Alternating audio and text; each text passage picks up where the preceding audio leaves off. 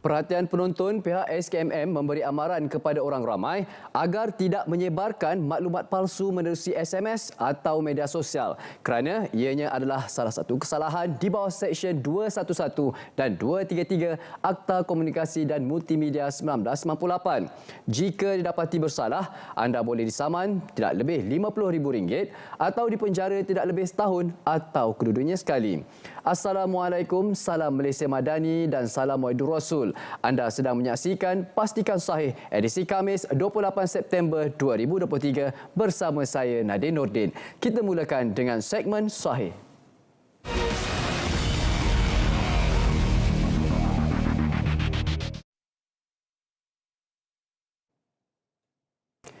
Mengapa berita palsu ini masih disebarkan walaupun telah kami berikan pencerahan mengenai isu ini berkenaan kenyataan palsu yang disebarkan oleh pihak yang tidak bertanggungjawab? Untuk makluman, pihak Kementerian Kesihatan Malaysia KKM memandang serius terhadap penyebaran maklumat palsu yang tular di media sosial baru-baru ini berhubung caj perkhidmatan di klinik kesihatan kerajaan.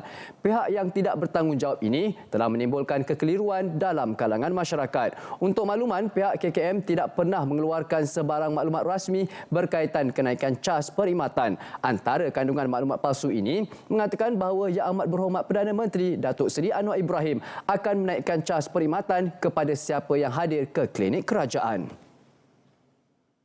Assalamualaikum. Terdapat satu hantaran berbau fitnah yang mengatakan bahawa klinik kesihatan milik kerajaan telah menaikkan caj perkhidmatannya daripada RM1 kepada RM10 hingga RM15.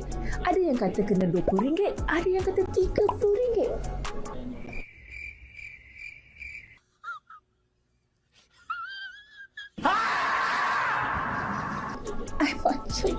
Tak boleh nak brain kat mana wujudnya caj-caj tersebut.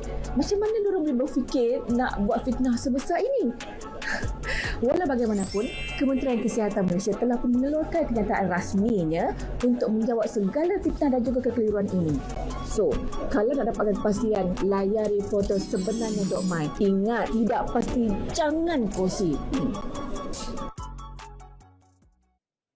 Poster palsu seterusnya turut menggunakan gambar Yang Amat Berhormat Perdana Menteri. Mungkin si penyebar berita palsu ini peminat nombor 1 Perdana Menteri. Namun, apa yang anda lakukan adalah salah. Jangan menggunakan gambar individu lain untuk menyebarkan fitnah atau berita palsu. Kali ini mengenai dakwaan terdapat bantuan kewangan sehingga RM2,000 secara one-off untuk pelajar IPT.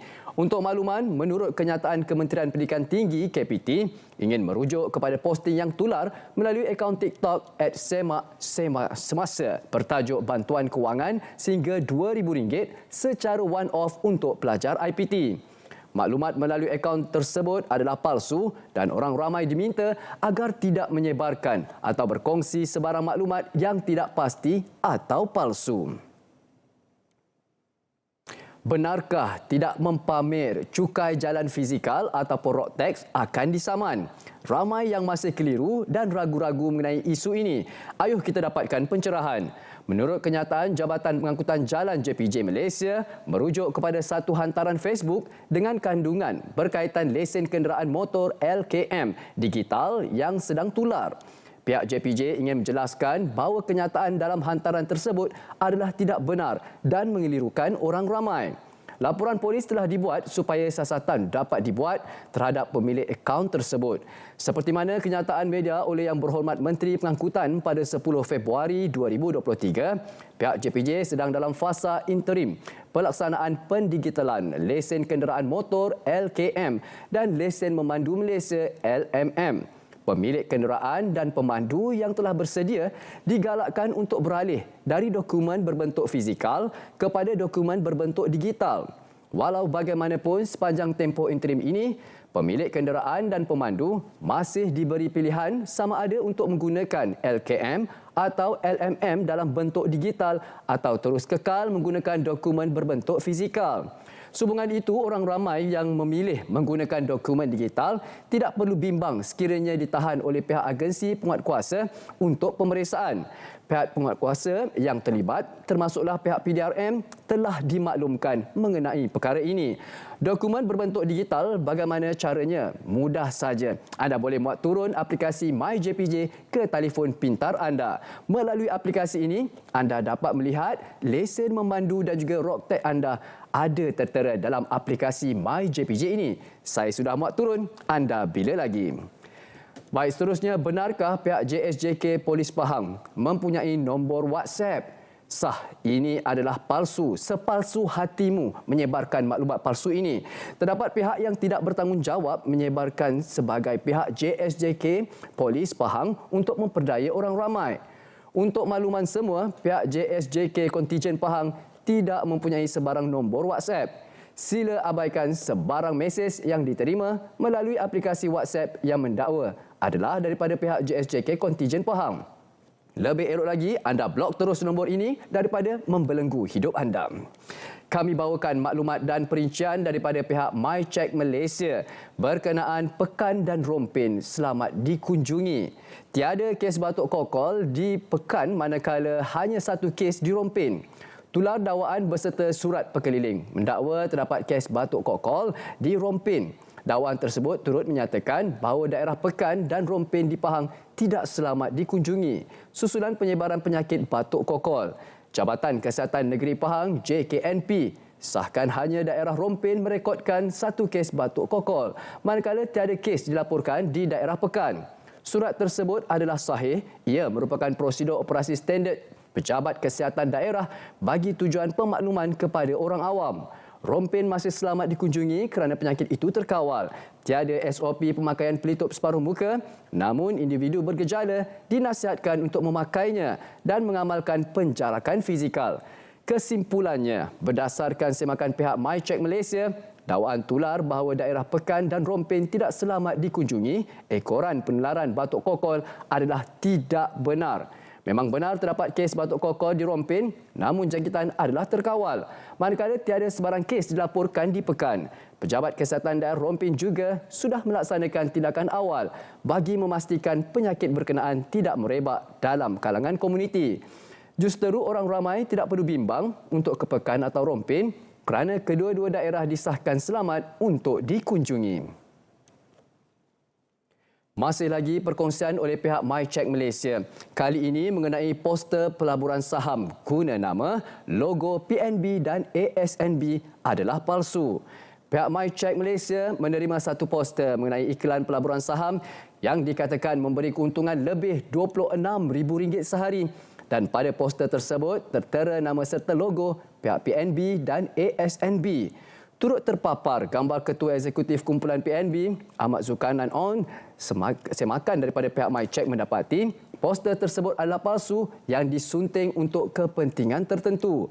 Pihak PNB juga telah menyeru orang ramai untuk berwaspada terhadap percubaan pihak yang menyalahgunakan nama dan logo PNB dalam mana-mana bentuk siaran media. Untuk makluman di portal semakan fakta sebenarnya.my juga ada berkongsi mengenai isu ini yang bertajuk waspada penyalahgunaan nama, logo PNB dan ASNB oleh penyamar yang mengesahkan bahawa poster tular tersebut adalah palsu serta menyarankan orang ramai untuk semak melalui email rasmi PNB atau Pusat Khidmat Pelanggan ASNB. Kesimpulannya, pihak MyCheck Malaysia mengklasifikasikan dakwaan ini sebagai tidak benar. Poster terbabit telah disunting oleh pihak yang tidak bertanggungjawab yang bertujuan bagi kepentingan tertentu. Sekiranya anda menerima poster sedemikian, jangan lupa untuk semak terlebih dahulu informasi dan juga maklumat yang tertera. Pastikan anda semak di platform yang sahih dan jangan sewenang-wenangnya percaya terhadap iklan yang tidak ditentukan kesahihannya. Kita bawakan video tular dakwaan seorang wanita dipukul anggota polis. Menurut Timbalan Ketua Polis Selangor, DCP Datuk Sasi Kaladevi Subramaniam, hasil siasatan mendapati anggota polis tersebut bertugas di kontijen Selangor dan sedang menjalani cuti sakit disebabkan lumpuh separuh badan. Siasatan dijalankan mendapati kejadian tersebut merupakan video lama yang telah ditularkan semula.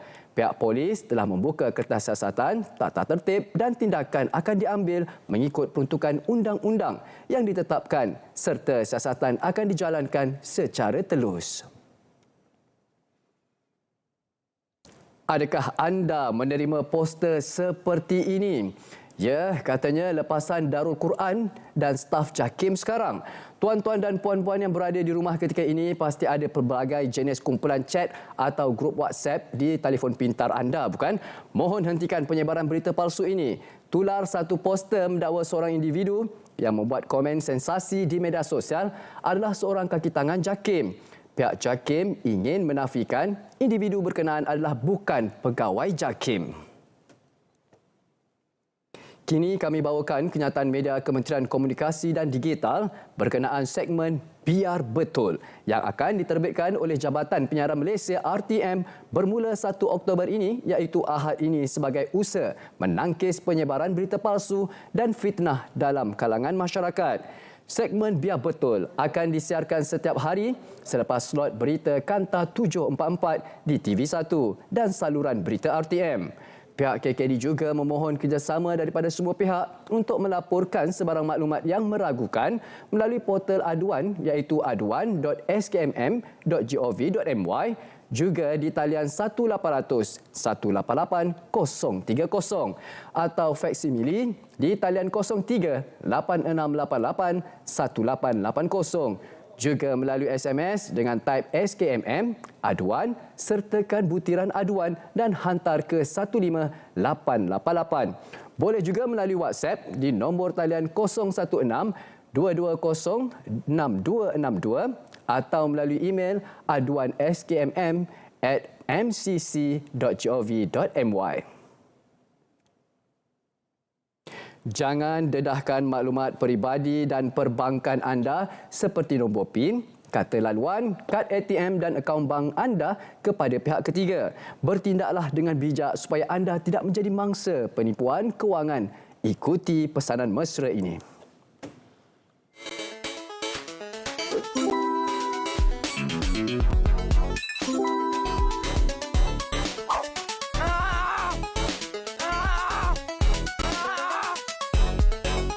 A few moments later.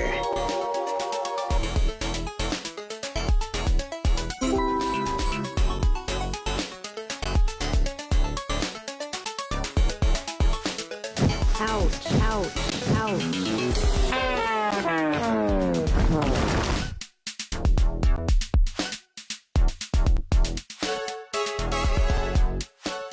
Sekali lagi kami ingatkan, jangan kongsi maklumat peribadi dan perbankan anda. Ikuti pesanan mesra ini untuk mengetahui taktik skamer.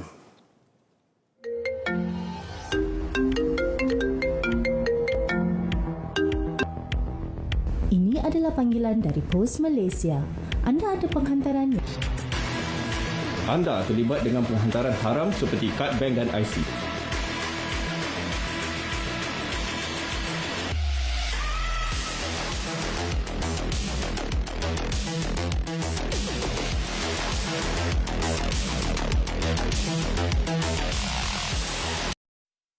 Hentikan spekulasi, hapuskan berita yang tidak pasti. Tak pasti, jangan kongsi. Pastikan sahih berat seketika. Kembali selepas ini dengan segmen semasa.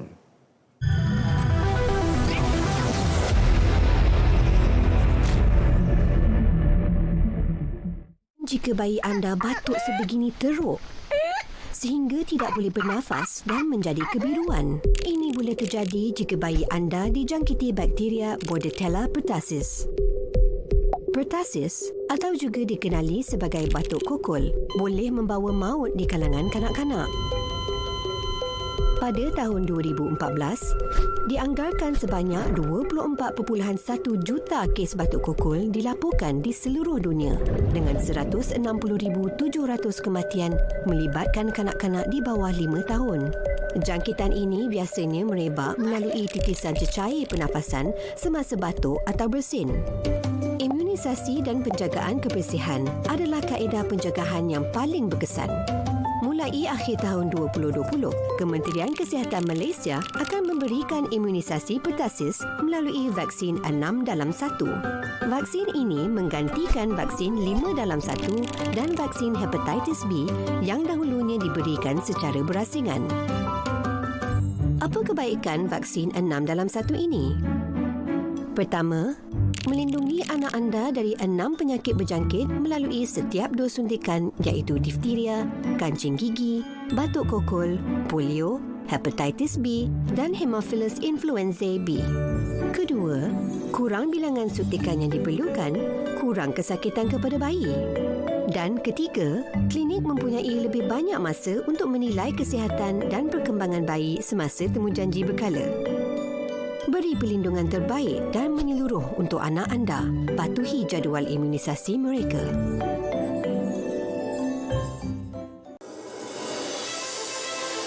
Early this year, I introduced Malaysia Madani, a vision built on the pillars of core values that we believe are indispensable in any harmonious, thriving and peaceful society.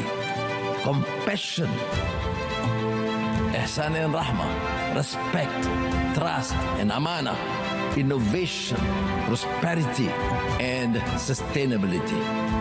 These basic principles and moral values also apply in the context of our relations with other countries.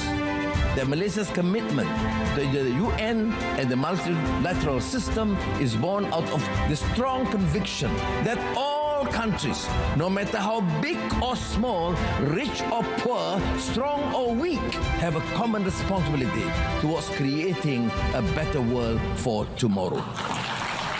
Malaysia believes we can achieve this through greater trust and strengthened multilateralism.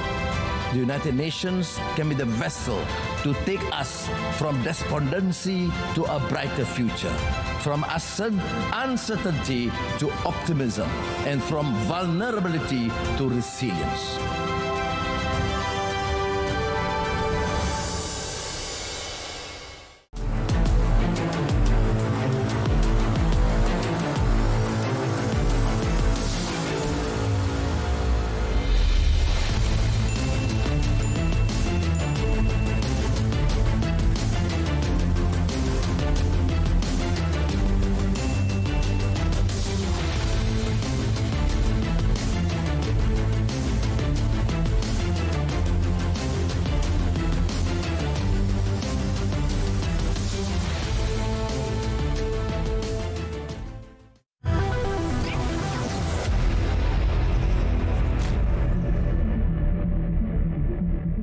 Terima kasih kerana masih lagi setia bersama kami dalam Pastikan Sahih. Seterusnya kita aktifkan segmen semasa.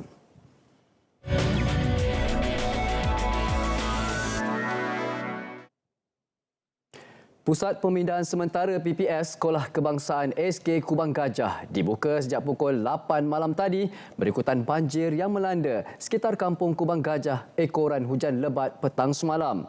Menurut Pengarah Angkatan Pertahanan Awam APM Negeri, Lieutenant Kolonel Muhammad Izaimi Muhammad Daud, penduduk terjejas di PPS itu terus mencatat peningkatan setakat pukul 12.30 malam tadi. Setakat 12.30 malam, PPS berkenaan menempatkan 16 keluarga melibatkan 42 penduduk terjejas iaitu 11 lelaki dewasa, 16 wanita dewasa, 14 orang kanak-kanak serta seorang bayi. Sekretariat Pengurusan Bencana Negeri telah menggerakkan 30 pegawai dan anggota Angkatan Pertahanan Awam APM, Angkatan Tentera Malaysia ATM, Polis Juraja Malaysia PDRM, Jabatan Kebajikan Masyarakat JKM dan pejabat setiausaha kerajaan negeri bagi membantu memindahkan serta menyelaras penduduk terjejas banjir ke PPS SK Kubang Gajah. Agensi yang terlibat dalam pengurusan bencana terus memantau keadaan seluruh perlis berikutan peningkatan aras air di beberapa kawasan. Kepada seluruh pengamal media dalam pelbagai platform khususnya di media sosial, setiap tajuk berita yang disensasikan perlu mematuhi etika serta tidak menyimpang daripada kandungan maklumat sebenar selain memastikan kandungan yang disampaikan sahih dan boleh dipercayai. Memilih pemilihan tajuk yang sesuai bagi setiap pelaporan berita juga harus mengambil kira ketepatan isi kandungan serta tidak menimbulkan kekeliruan kepada masyarakat. Bila kita menulis berita, bukan hanya isi kandungannya penting, tapi tajuk berita juga penting.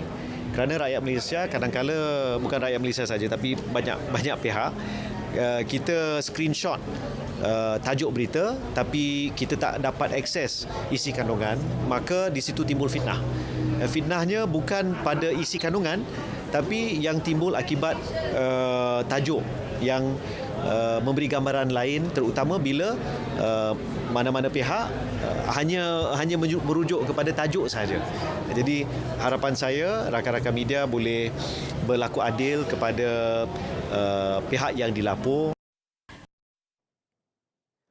Dosa mencipta fitnah dan cerita rekaan adalah besar dalam Islam, apatah lagi apabila diucapkan oleh pemimpin besar politik, kata Timbalan Pengerusi Majlis Ulama UMNO, Datuk Dr. Muhammad Khairuddin Aman Razali. Beliau berkata tuduhan dan sangkaan jahat daripada seorang pemimpin Islam tidak sepatutnya berlaku sehingga mencetuskan pelbagai persepsi jahat dan mencipta dosa yang berangkai dalam masyarakat. Tambah beliau, mencipta fitnah dan cerita rekaan adalah satu dosa besar dalam Islam dan ia boleh menjadi berlipat kali ganda apabila disebar dari mulut ke mulut.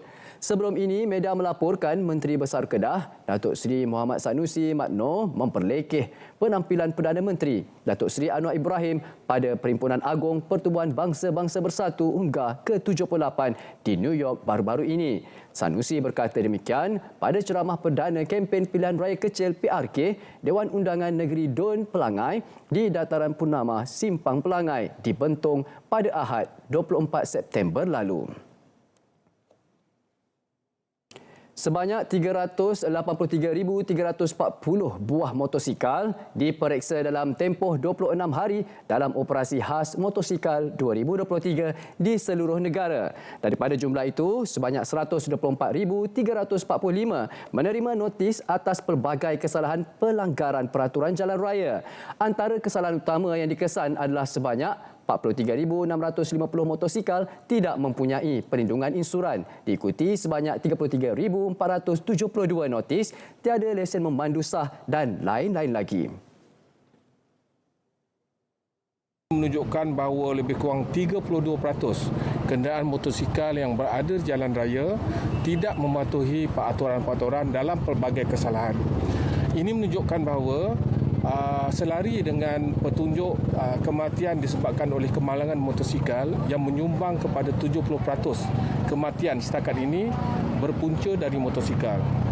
Itulah sebabnya JPJ dan semua agensi penguatkuasa dan juga bantuan daripada agensi-agensi lain seperti Jabatan Immigration, AADK, Jabatan Alam Sekitar membantu kami untuk mengurangkan kesalahan dan juga mengurangkan kadar kemalangan disebabkan oleh kadar pematuhan yang sangat rendah. Perusahaan Mikro, Kecil dan Sederhana PMKS antara tumpuan utama Belanjawan 2024. Ia bagi meningkatkan keupayaan PMKS sekaligus mampu bersama di pasaran lebih besar. Kita nak melihat bagaimana boleh mengupayakan dan memperkasakan SME kita. Sebab SME merupakan antara pemacu utama ekonomi, memberi pekerjaan, pertumbuhan ekonomi dan sebagainya, dan SME amat terkesan terutamanya dalam tahun pandemik. Jadi we have to rebuild our SME number one, tetapi keduanya kita juga nak membantu SME kita move up the value chain supaya SME menaikkan ceiling supaya SME kita boleh bersaing bukan saja di Malaysia tetapi di peringkat yang lebih besar di rantau global dan sebagainya dalam teknologi, dalam ekonomi baru, digital, AI, ekonomi hijau dan sebagainya. Baik penonton, pastikan saya berehat sekali lagi kembali selepas ini dalam segmen yang terakhir iaitu segmen notifikasi. Untuk mendapatkan sumber berita yang benar, dapatkan maklumatnya di media sosial rasmi kami dengan carian Berita RTM. Berehat seketika, kembali selepas ini.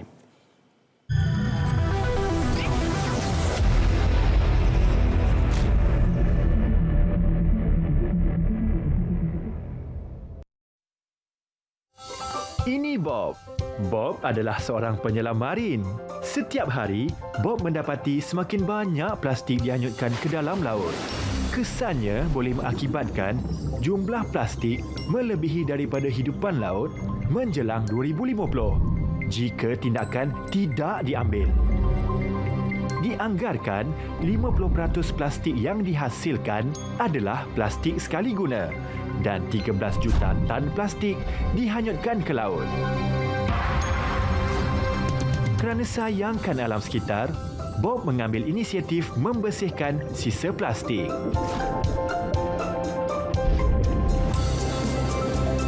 Kita semua boleh memainkan peranan dalam menjaga alam sekitar. Hindari plastik sekali guna. Untuk maklumat lanjut, sila layari laman sesawang berikut.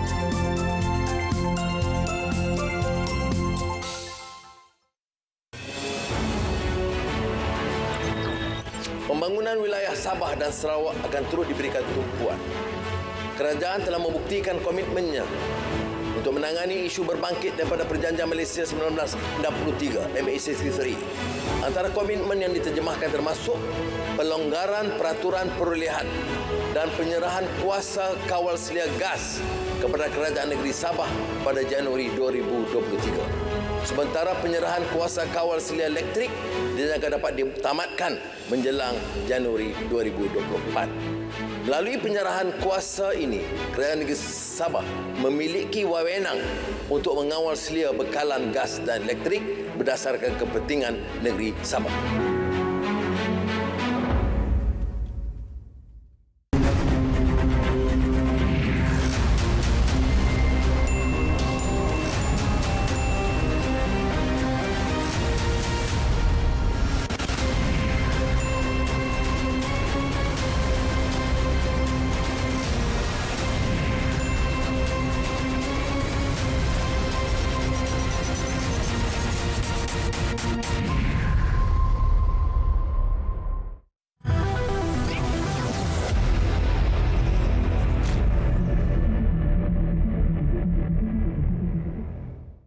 Ayuh kita aktifkan segmen terakhir iaitu segmen notifikasi.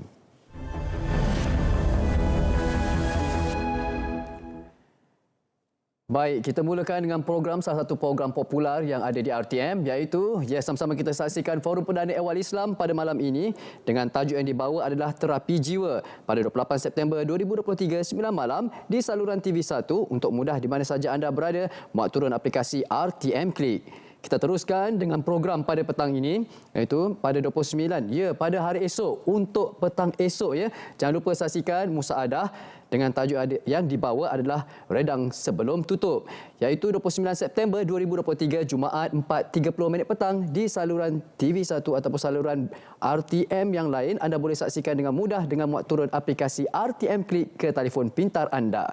Donate blood, save a life. Ayuh sama-sama kita menderma darah pada 1 Oktober 2023 hari Ahad di Star Avenue Mall pada pukul 11 pagi hingga 5 petang, test lab level 2. Hentikan spekulasi, hapuskan berita yang tidak pasti, tak pasti jangan kongsi. Pastikan sahih untuk minggu ini sampai di sini saja. InsyaAllah kita akan berjumpa lagi pada minggu hadapan Isnin hingga Khamis 2.30 petang di saluran TV1. Assalamualaikum dan salam sejahtera. Salam Malaysia Madani.